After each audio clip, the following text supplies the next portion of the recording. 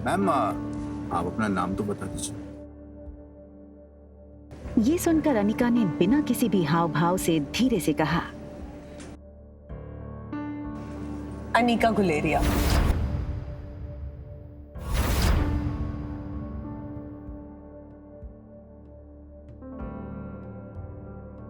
मनाली के छोटे से एयरपोर्ट के बाहर की चहल पहल के बीच कुणाल ने अनिका से पूछा।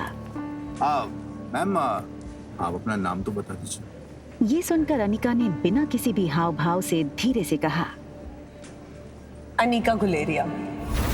कुणाल ये सुनकर दंग रह गया। आप अनिका गुलेरिया को ही पिक करने आए हो ना?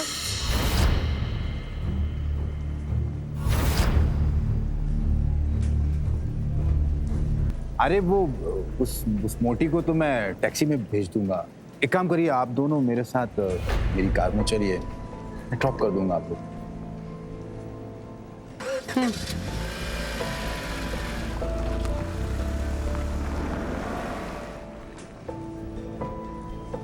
फटाफट इस टैक्सी के पीछे जाकर मैडम का पीछा कर, जाकर के देख मैडम किस होटल में रुकी।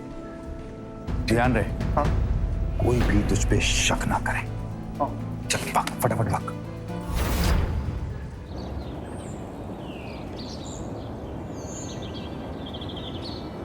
अगले 1 घंटे में अनिका की टैक्सी मनाली की सबसे बड़ी 5 स्टार होटल पैराडाइज इंटरनेशनल में दाखिल हुई।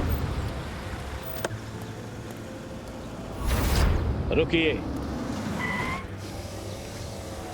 लेकिन उसका पीछा कर रहे राजू को होटल के मेन गेट पर ही रोक दिया।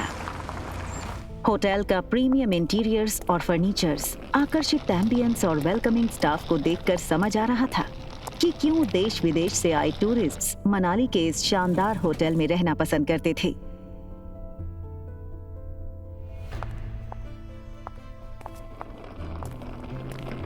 इस फ्लोर पे 2 ही रूम्स हैं। जी मैम, इस टॉप फ्लोर पे सिर्फ 2 ही लग्जरी अपार्टमेंट्स हैं। एक आपका और दूसरा हमारे होटल के मालिक रोहित मारवा सर का है। प्रेसिडेंशियल स्वीट एक काफी लग्जूरियस अपार्टमेंट था। ये प्रेसिडेंशियल स्वीट हर कोई अफोर्ड नहीं कर सकता था, मगर world famous neurosurgeon doctor Amrita उर्फ अनिका को इससे क्या फर्क पड़ने वाला था। तुम चेंज करो, मैं आ रही हूँ।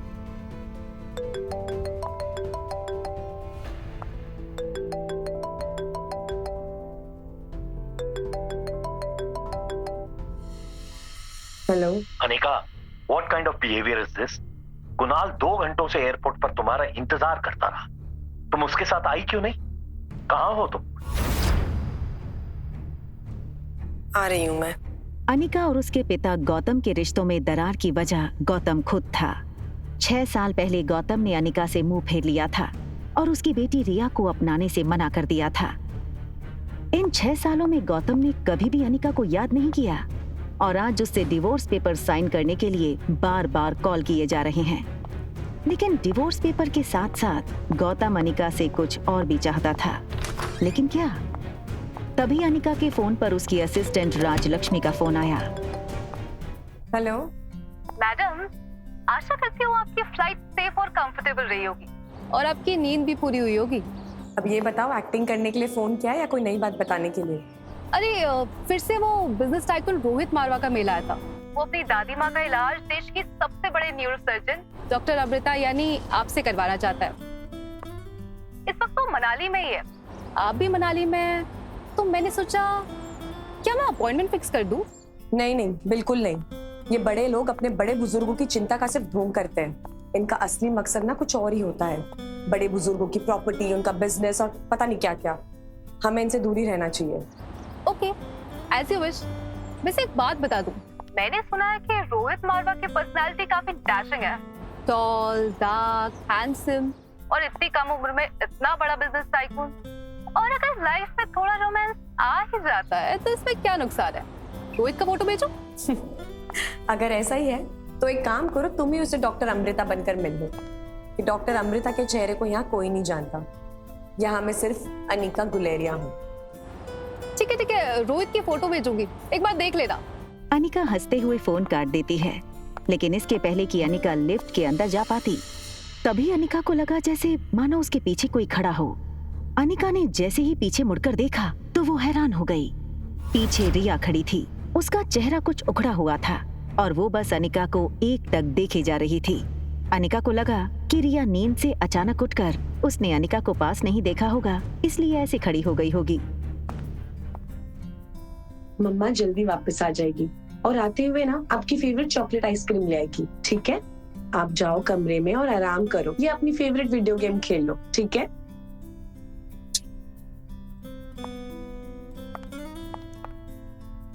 सीधा कमरे में ही जाना, okay? Mama loves you and she miss you a lot. बाहर जाने की जल्दी में अनिका एक बात भूल रही थी कि उसने अपने कमरे का दरवाजा बाहर से बंद किया था। फिर भी रिया रूम से बाहर कैसे आ गई थी? तभी एक टॉल और हैंडसम आदमी होटल के टॉप फ्लोर के कॉरिडोर में तेजी से चलता हुआ आता है। ये आदमी था मारवा इंडस्ट्रीज का सीईओ रोहित मारवा।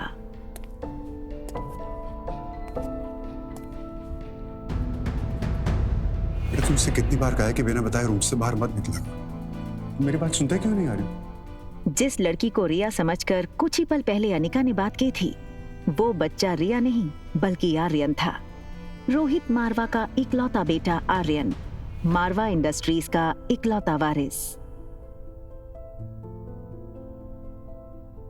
और इन सब में सबसे मजेदार बात ये थी कि रोहित का बेटा आर्यन और अनिका की बेटी रिया दोनों की शक्लें एक दूसरे से हूबहू मिलती जुलती थीं और रिया अभी भी अनिका के कमरे में सो रही थी। तुम्हारा ध्यान कहाँ है आर्यन?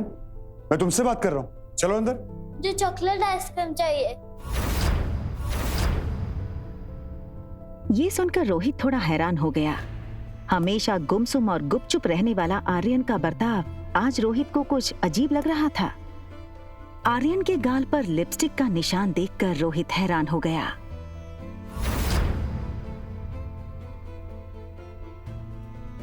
रोहित ने तुरंत सिक्योरिटी चीफ को फोन करके उसके रूम के बाहर का सीसीटीवी फुटेज तुरंत मंगवाया।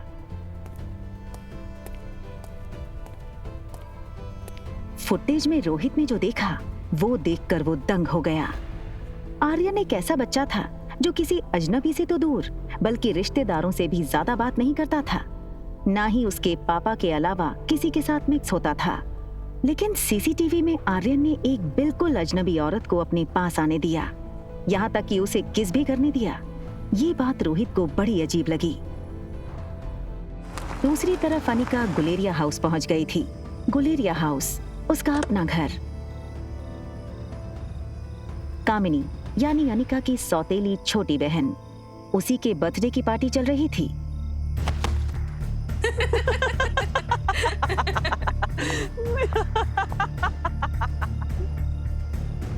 जैसे ही उस लड़की को अनिका ने देखा, उसे याद आया कि वो लड़की उसकी बुआ की बेटी प्रीति है।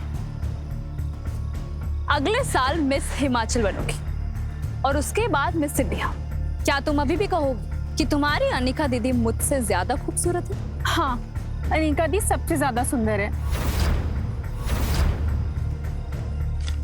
अच्छा, तो एक काम करते हैं, वोटिंग करते हैं। तो आप लोग वोट करोगे इस मोटी और मुझ में ज्यादा खूबसूरत कौन है, ठीक है? ये बात कहकर कामिनी ने अपने एक दोस्त से सिगरेट जलाने का लाइटर लिया और उससे अनिका की फोटो जला दी।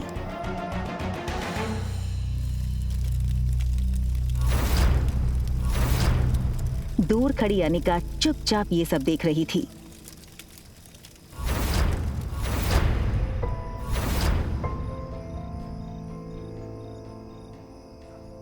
सो गाइस, आप वोटिंग के साथ तैयार हैं?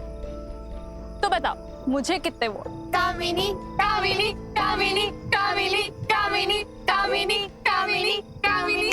बेचारी प्रीति, सारे वोट्स तो मुझे ही मिल गए और तुम हार गई।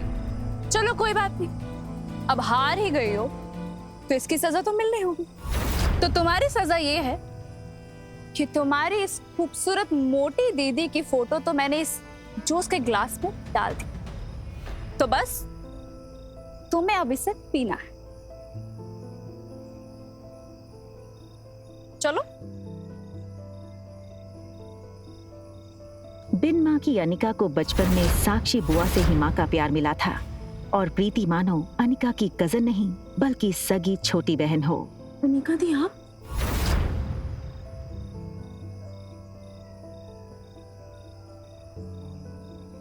हार और जीत का फैसला खेल खत्म होने के बाद होता है, और खेल अभी खत्म नहीं हुआ है।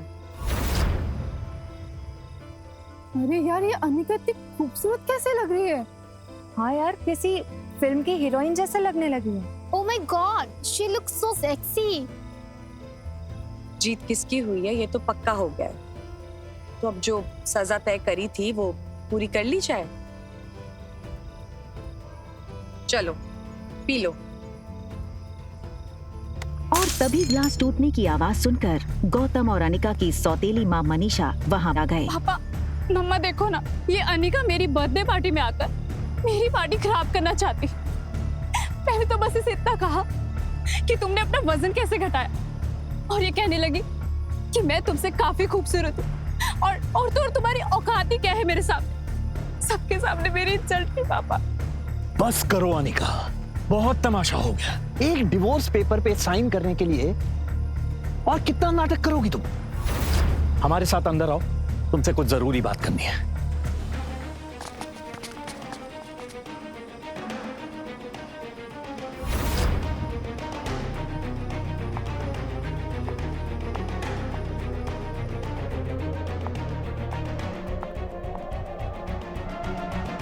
6 साल बाद अपनी बेटी से मिलने की कोई भी खुशी न जताते हुए वो सीधे मुद्दे की बात करना शुरू करते हैं।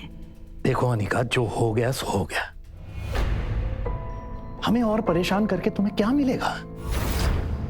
तुम मेहरबानी करके इन 2 कागजात पर साइन कर दो। मैं तो सिर्फ डिवोर्स पेपर साइन करने आई थी, ये दूसरे पेपर्स? दरअसल तुमसे डिवोर्स लेने के बाद हम, यानी कि मैं और तुम्हारी नई माँ, ये चाहते हैं कि कुणाल और कामिनी की शादी हो जाए। कुणाल को भी इस शादी से कोई एतराज नहीं है, और कामिनी तो पहले से ही कुणाल को चाहती थी। बस कुणाल के दादाजी की एक ही इच्छा है। दरअसल तुम्हारी मां के गुजरने के बाद उसकी जो फार्मा कंपनी तुम्हारे नाम हो गई थी, वो कंपनी तुम अपनी छोटी बहन कामिनी को शादी में तोहफे में दे दो।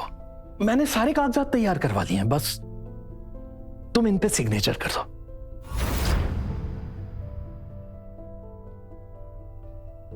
वो कभी सोच नहीं सकती थी कि डोगरा खानदान के साथ रिश्ता बनाए रखने के लिए उसके पापा इतना नीचे गिर सकते हैं।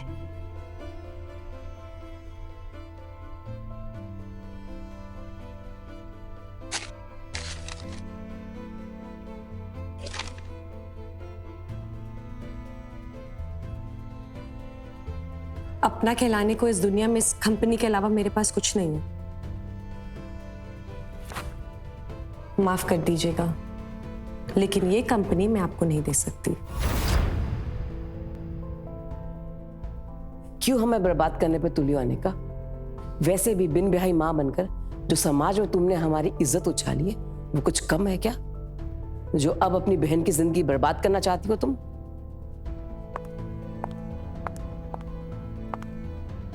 तुम्हें क्या लगता है कि अगर तुम कंपनी मेरे नाम नहीं करोगी तो कुणाल मुझसे शादी नहीं करेगा?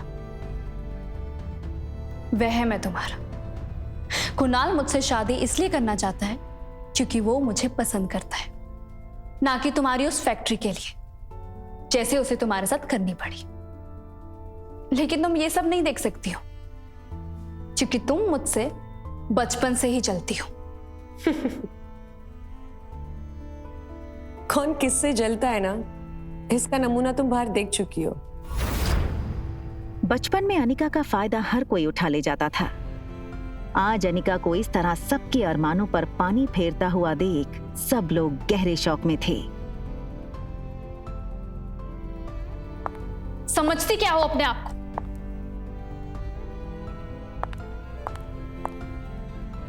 वजन घटाया है तो जुबान लड़ाना भी सीख गई हो क्या? चाहे कुछ भी कह लो, मैं कल भी तुमसे ज्यादा खूबसूरत थी और हमेशा तुमसे ज्यादा खूबसूरत रहूंगी। दिखने में भी आगे और पढ़ने में भी आगे। कुछ ही सालों में मैं डॉक्टर बन जाऊंगी। मुझ जैसी लड़की को छोड़कर कुणाल तुम्हारे पास कभी वापस आ ही नहीं सकता।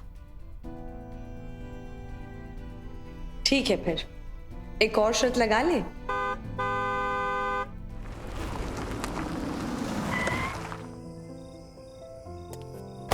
कहाँ गई ये मोटी? 2 घंटा इसने मुझे एयरपोर्ट पे वेट कराया। अनिका, आगे की कहानी जानने के लिए देखें अगला एपिसोड सिर्फ पॉकेट एफएम के यूट्यूब चैनल पर। और एक लड़की को देखा तो के सारे एपिसोड को सुनने के लिए डिस्क्रिप्शन में दी गई लिंक से डाउनलोड करें पॉकेट एफएम ऐप।